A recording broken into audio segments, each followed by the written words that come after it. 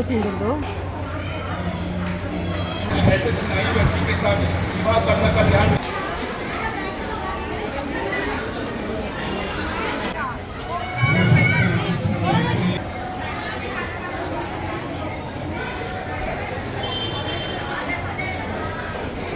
समानता।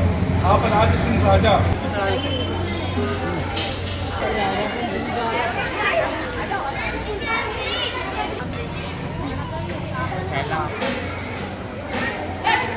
बृहस्पति ने कहा कि सावित्री ने इन सब बातों पर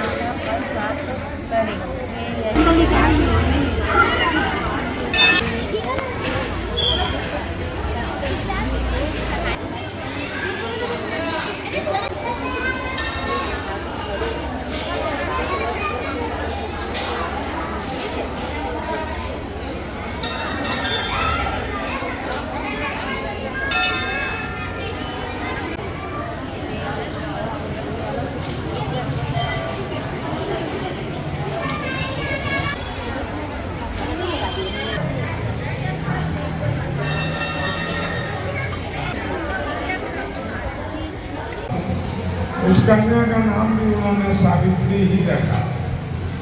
सावित्री सर्वगुण संपन्न थी, वह नित्य प्रतिदिन बढ़ने लगी।